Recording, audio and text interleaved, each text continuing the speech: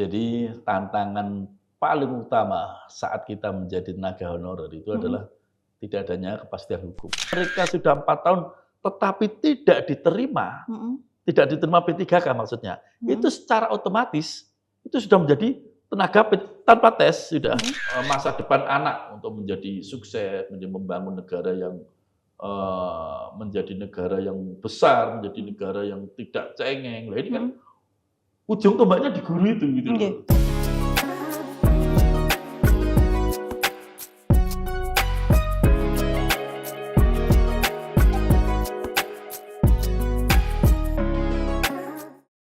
Assalamualaikum Pak Marjono. Waalaikumsalam warahmatullahi wabarakatuh. Gimana kabarnya Pak? Alhamdulillah baik-baik. Capek banget ini Pak kayaknya. Iya. Bagi waktu Mbak ini Mbak. Iya, di sela-sela waktu ya Pak ya harus bisa podcast sama TV One ini. Harus fit ini fisiknya. Oh iya dong Pak. Cuacanya lagi nggak menentu Pak. Kadang panas, kadang kalau udah hujan nggak berhenti-berhenti hujannya. Yang penting fisik tidak sampai sakit. Iya kuncinya betul. Di situ aja. Betul. Pak, kalau saya mengulik Pak Marjono ini sebenarnya dulu adalah seorang guru. Seorang guru di sekitar tahun 1996 mengajar di SMP di Lawang begitu. Kemudian pernah menjadi pembina juga di SMK di Lawang. Kemudian akhirnya di tahun 2014 menjadi anggota DPRD Kota Pasuruan sampai 2 periode dan akhirnya 2024 di DPRD Provinsi.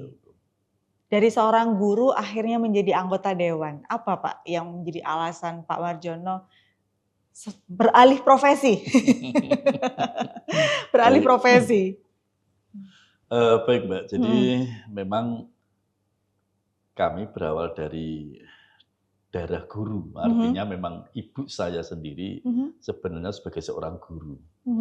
Kalau melihat seorang guru ini kan bukan karier di dalam pencari uang kan, bukan sosok figur yang menjadi seorang pengusaha, tetapi bahwa guru ini adalah pengabdian, pengabdian yang betul-betul kita lakukan ini demi kemaslahatan atau kepentingan atau demi ilmu orang banyak kan begitu. Nah, pada saat itu memang kita udah lama Mbak. Jadi tahun 96 itu kita sudah bergerak di mengajar kami. Pada waktu itu masih sukuan, masih kesana kemari harus sambi dengan mengajar di swasta, kemudian jadi sukuan di negeri dan sebagainya. Sehingga di tahun 2004, alhamdulillah kami mendirikan yayasan sendiri dan mendirikan sekolahan sendiri. Yang kami kebetulan juga kepala sekolahnya itu. Kepala sekolah sejak tahun 2004. 2004 itu saya sudah menjadi kepala sekolah dulu. Sampai di tahun 2014 yang tadi. Nah, 2014 kami akhirnya tergugah untuk menjadi seorang menjadi seorang legislator gitu paling tidak. Sebenarnya tujuan awal sih ingin memperbaiki nasib guru itu sendiri kan gitu awal kami untuk menjabat di DPR itu. Nah, sekarang sudah berjalan sehingga kita juga sampai detik ini masih berupaya keras juga bagaimana kira-kira nasib guru ini bisa kita rubah menjadi nasib bukan seorang pengabdi yang terlalu tidak, tapi pengabdi yang betul-betul dihargai, dihargai oleh negara. Jadi seperti di negara-negara Brunei, pada seorang guru itu menjadi pelopor pendobrak pembangunan negara gitu loh. Jadi seorang guru jadi mendapatkan penghargaan yang luar biasa. Jadi bukan menjadi hinaan, bukan menjadi cemoohan, tapi menjadi penghidup masa depan bangsa. Harapan kita di sana itu. Baik. Nah, akhirnya setelah menjadi anggota DPRD Pasuruan, kemudian saat ini di DPRD Provinsi, apakah akhirnya jenengan bisa mewujudkan harapan jenengan pada saat mencalonkan diri sendiri anggota DPR? Jadi gini, pada saat kita di DPR Provinsi ini, secara regulasi atau jabatan yang melekat di Dewan, memang komisi kami A, ini kebetulan memang tidak linier, selinier ya, selinier apa yang menjadi ekspektasi kita atau harapan kita itu, Mbak. Jadi kita di Komisi A kebetulan membidangi hukum dan pemerintahan. Gitu. Tapi sedangkan kami memiliki background seorang pendidik ini tentunya agak menyimpang ya. Tetapi yang kita ambil manfaatnya itu bukan berarti tidak sesuai itu adalah suatu hambatan atau tidak sesuai dengan komisi kami, dengan darah daging atau keinginan kami, ini bukan suatu hambatan. Justru dengan adanya kita ke Komisi A ini, menurut kami atau menurut saya ini menjadi tambahan wawasan kami. Tidak hanya sekedar di dunia pendidikan, tapi kami lebih paham atau lebih tahu tentang dunia hukum, pemerintahan. Jadi berkembang lagi akhirnya. Nah, terkait dengan keinginan bisa merubah tentang harapan-harapan nasib guru dan sebagainya, kita selalu memberi dorongan-dorongan bersifat normatif atau formal, itu kita selalu untuk anjang sana ke beberapa OPD, khususnya di Dinas Pendidikan. Selalu kita beri masukan, selalu kita beri gambaran-gambaran untuk nasib guru di masa datang dan sebagainya. Terutama itu yang tenaga-tenaga honorer. Kalau dulu itu ada sukuan, Mbak, sukuan. Kalau sekarang ini kan honorer, ada P3K dan sebagainya. Itu, Mbak.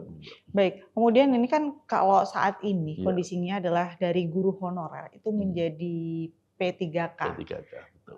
Jenengan sebagai yang mempunyai latar belakang sebagai pendidik begitu, dari pengalaman jenengan pribadi, apa tantangan paling besar Pak yang dialami guru-guru honorer sebelum adanya skema P3K?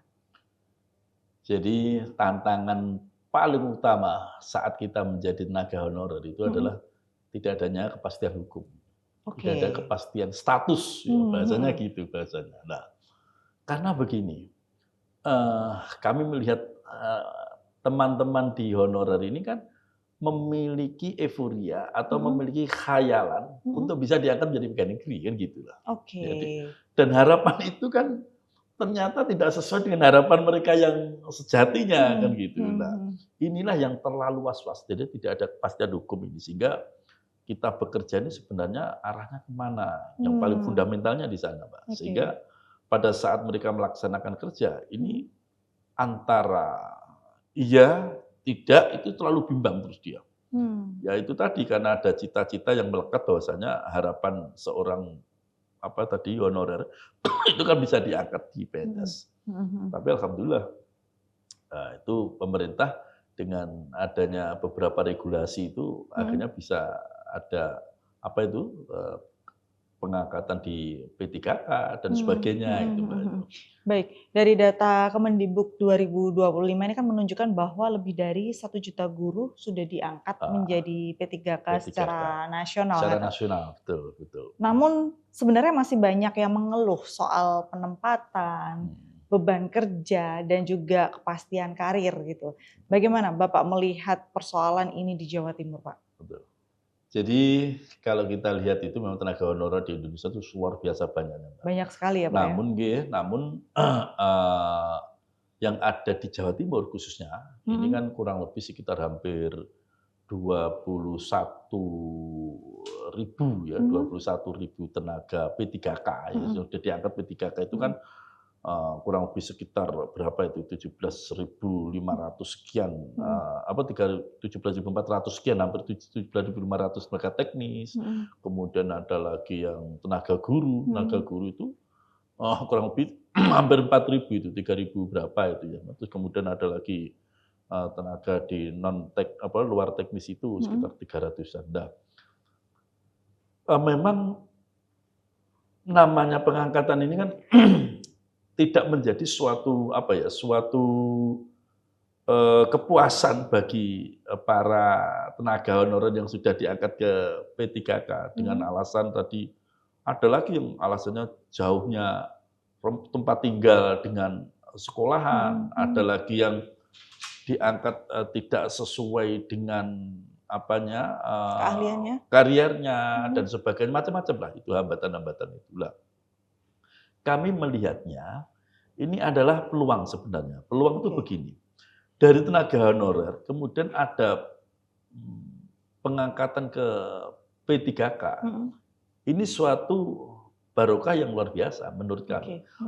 Kami melihat dari sisi birokrasinya. Belum melihat dari sisi P3K-nya, birokrasinya. Artinya apa?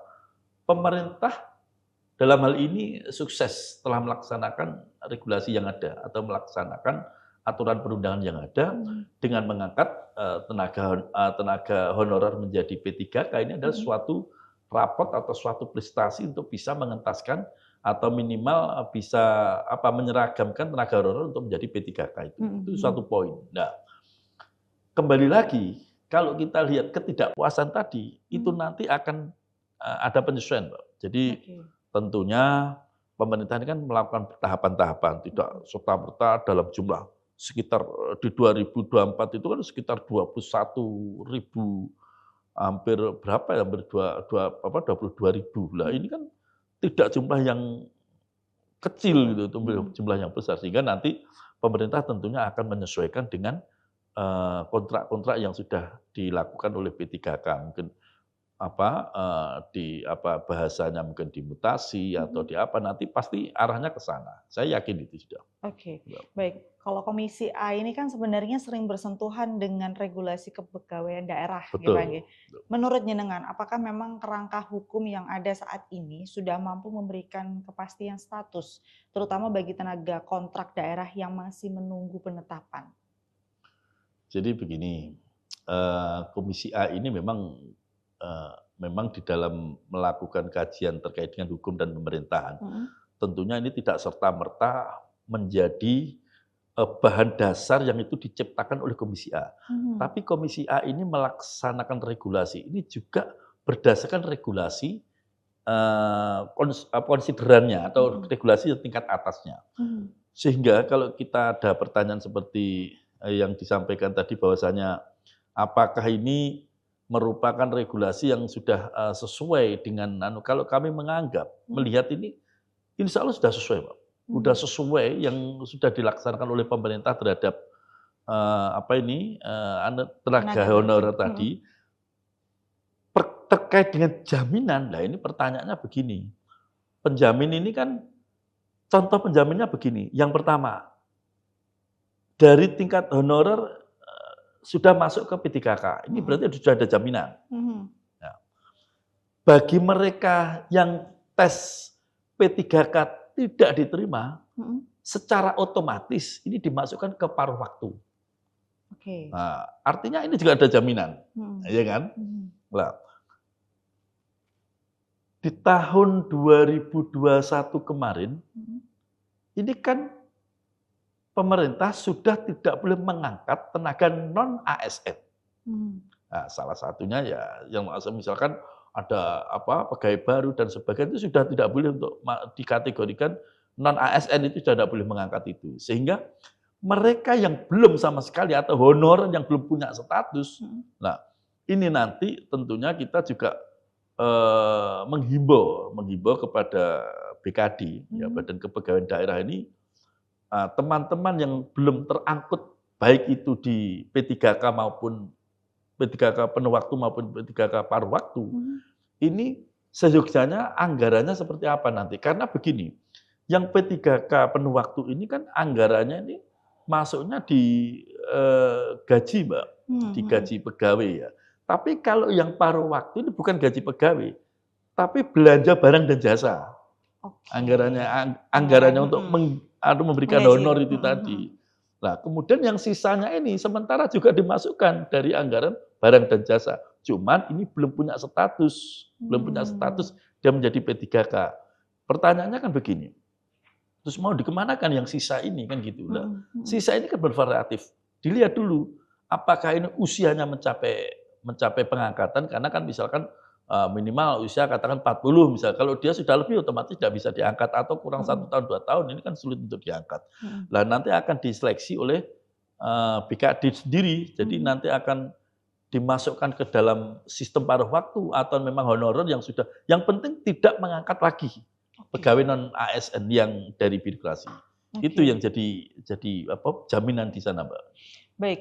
Di beberapa kabupaten kota ini kan masih ada tenaga honorer non guru Oh, seperti ya, teknis. penjaga Administrasi, sekolah, betul, teknis administrasi. itu namanya ya. Ya. Nah, mereka ini belum P3K. Betul. Kemudian bagaimana menurut jenengan kebijakan daerah yang seharusnya menempatkan mereka? Mereka kan berarti belum ada statusnya, begitu Pak? Iya. Jadi saya sampaikan tadi, jadi betul Mbak.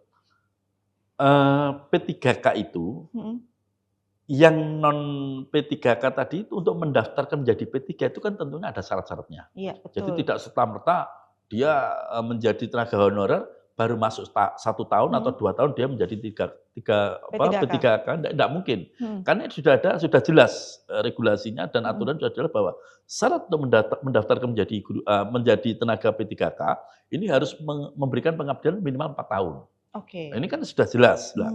Berarti terus kemudian yang mereka sudah 4 tahun tetapi tidak diterima P3K maksudnya, itu secara otomatis itu sudah menjadi tenaga tanpa tes sudah. Kan kemarin ikut tes ke P3K, dia tidak diterima. Sehingga yang tidak terima secara otomatis oleh BKD seluruh Indonesia, baik kota, kabupaten, maupun provinsi, ini sudah diangkat menjadi tenaga P3K paruh waktu namanya. Oh, ini yang tidak diterima, tapi ikut tes. Pertanyaannya adalah, mereka yang tidak ikut tes, ini kan tidak ikut tes, tidak apa, dia minta kejelasan nasib, kan gitu kan pertanyaannya, kejelasan nasib. Nah, kalau berbicara kejelasan nasib, pertanyaannya yang penting mereka sesuai regulasi dia itu tidak baru masuk yang lama, ini masih menjadi tanggung jawab kita, tanggung jawab pemerintah untuk menganggarkan ini, gitu loh.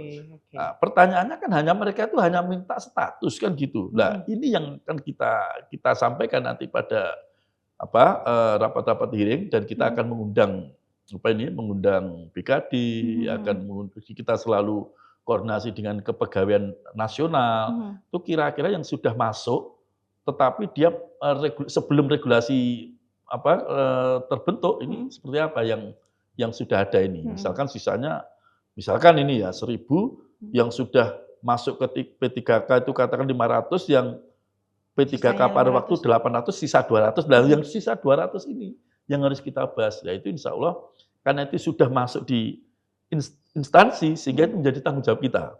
Tapi untuk penetapan statusnya sementara ini kan hanya SK dinas saja, SK dinas bahwa mereka sudah mengabdikan diri atau sebagai tenaga honorer di mana, dinas apa, terserah di situ, sesuaikan itu.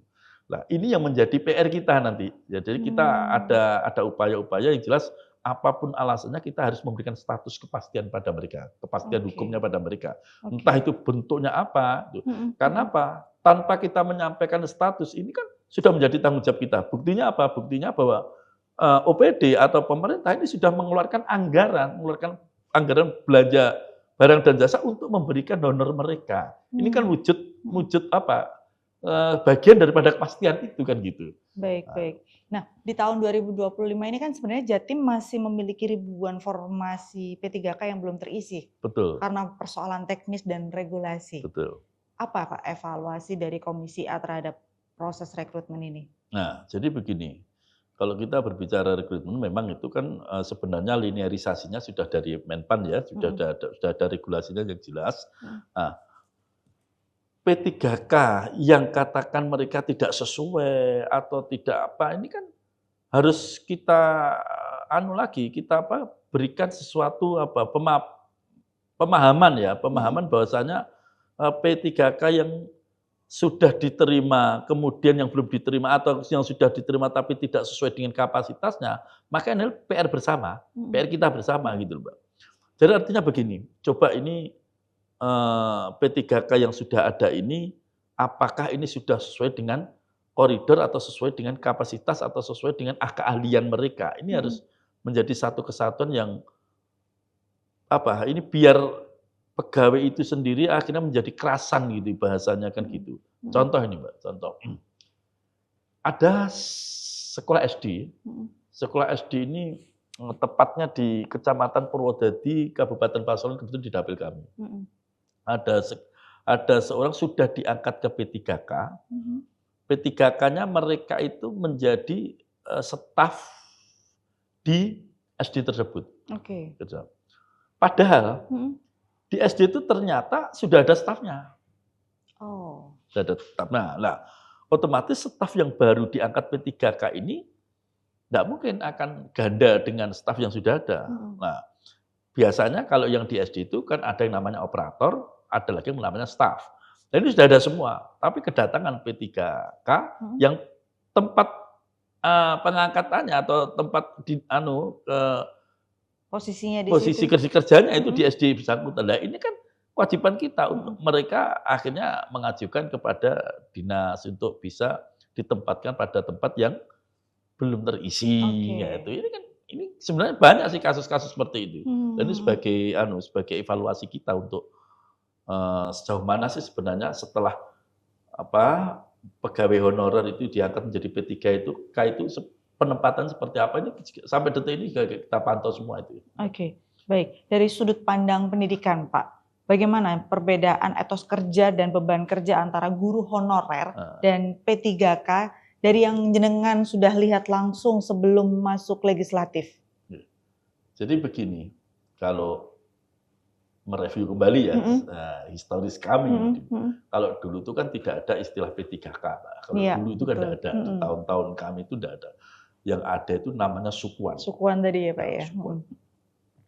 Sukuan itu di tahun, lupa ya, 90 berapa itu ada namanya program K1, K2, K3 kalau dulu itu.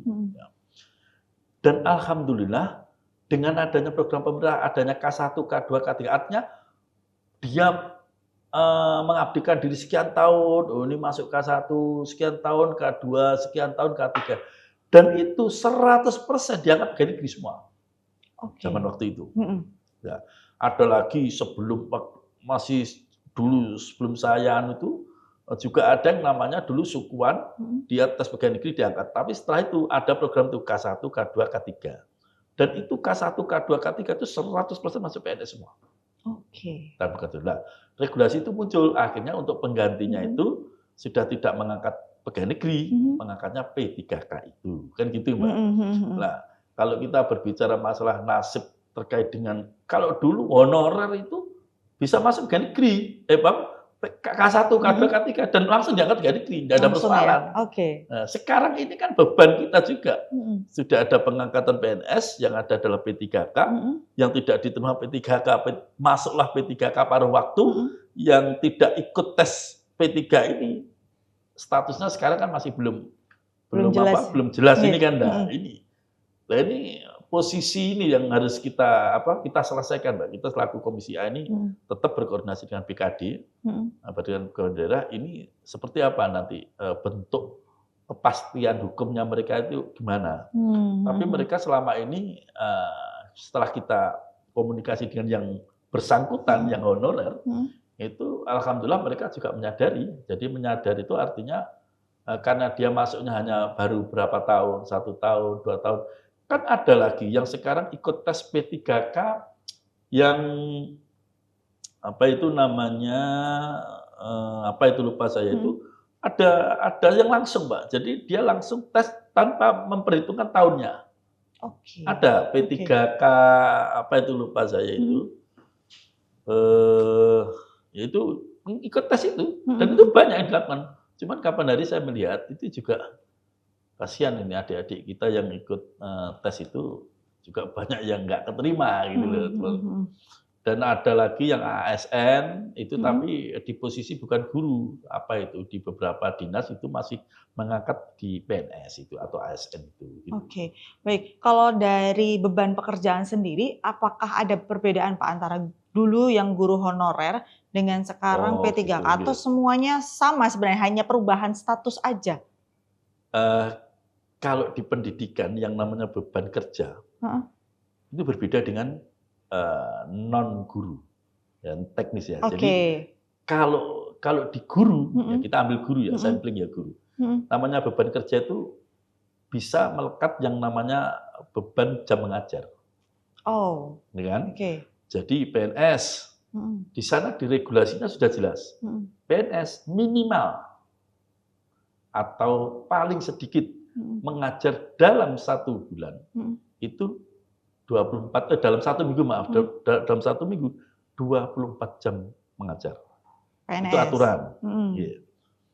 Sama, kemudian P3K. Saya juga kemarin kapan hari juga menyampaikan melihat secara langsung ternyata minimal sama 24 jam mengajar. Yang termasuk paruh waktu juga sama. Ya, juga sama. Artinya yang dipersoalkan di sini beban mengajarnya sama, pendapatannya tidak sama. Itu yang dipersoalkan kan gitu. Jadi maksud beban ini di situ, Mbak. Jadi beban ini kalau ASN jelas itu kan secara nasional udah. Lah kalau yang namanya sukuan atau kalau sekarang itu P3K itu diangkat ke P3K, bebannya sama dengan honornya tidak sama. Ini karena ya memang mereka aturannya bukan masuk ke ASN dan ini tidak bisa disamakan, tidak bisa disamakan. Kalau ASN undang-undangnya jelas ada, tapi kalau yang P3K mempunyai regulasi sendiri terkait dengan P3K, honornya pun ya tidak sama. Dan ini kacamata kami begini, Mbak. Kami ini di posisi di legislatif atau posisi di birokrasi, sehingga yang kami harapkan itu adalah memberikan kepastian hukum dulu. Tahapannya di situ.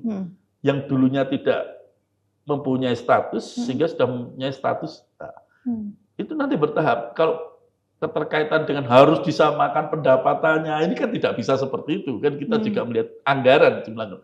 Tapi yang paling dominan yang harus kita pahami itu di sini bahwa pemerintah sudah berbuat maksimal.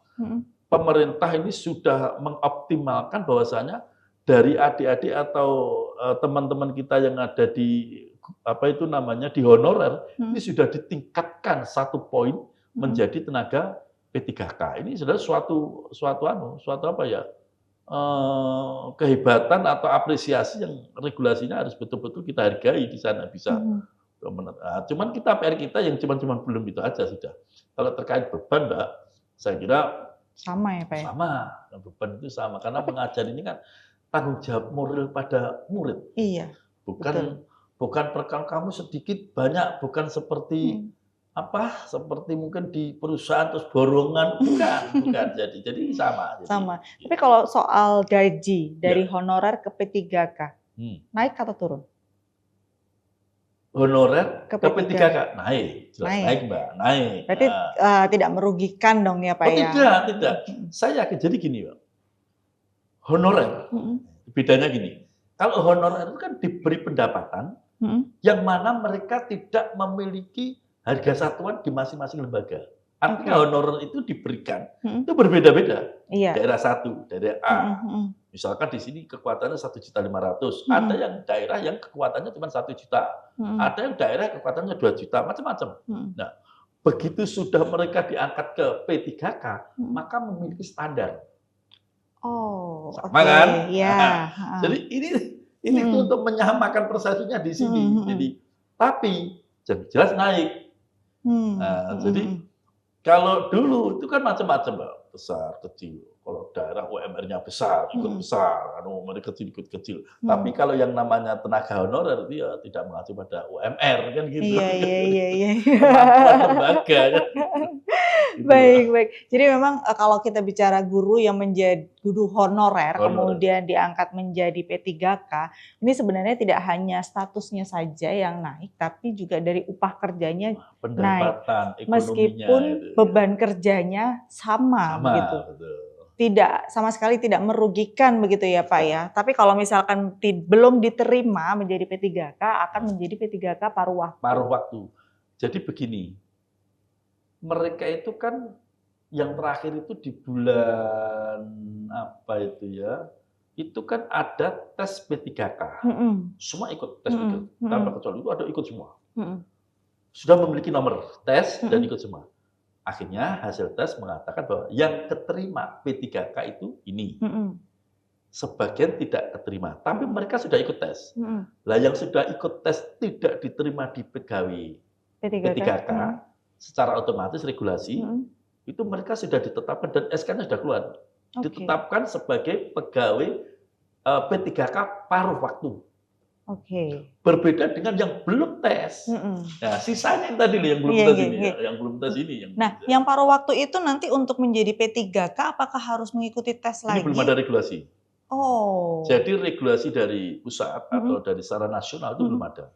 Oke. Ya, cuman regulasinya mengatakan bahwa ada P3K bagi dua, P3K penuh waktu dengan P3K paruh waktu. Cuman itu aja. Nah, untuk selebihnya tidak ada regulasi, apalagi yang ini yang belum ikut tes itu tadi ya Pak? Ini belum ada regulasi, maka ini kami tetap menekankan namanya ini sudah mengabdikan diri ya, apapun jerih payah itu tetap kita hargai dengan bagaimana nanti kebijakan-kebijakan Provinsi Jawa Timur untuk bisa memperhatikan yang belum tes itu tadi. Belum P3K itu. Oke, berarti ini masih menunggu regulasi lagi, ngaten nggih Pak. Kita kan tidak mungkin Mbak menetapkan regulasi, kamu saya gaji sekian tidak mungkin. Oke. Aturan nanti. Nah, terakhir Pak, Anda sebagai pendidik ngaten nggih. Dulu sebagai pendidik kemudian sekarang menjadi anggota DPRD Provinsi Jawa Timur yang duduk di Komisi A kebetulan. Usulan atau harapan apa yang paling jenengan inginkan, jenengan prioritaskan untuk memastikan P3K terutama guru ini tidak hanya mendapatkan status tapi juga kesejahteraan, kepastian karir, dan penghargaan profesi yang layak. Karena guru ini juga menentukan masa depan bangsa sebenarnya. Gimana Pak?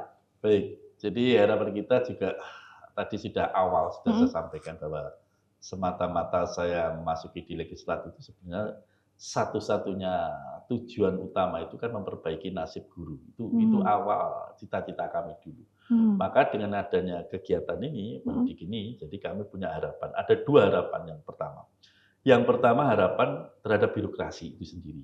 Jadi kami akan berupaya bersama eksekutif ya untuk meningkatkan kesejahteraan para kaum P3K itu ya, maupun yang honorer ini. Ya. Kesehatannya berupa apa?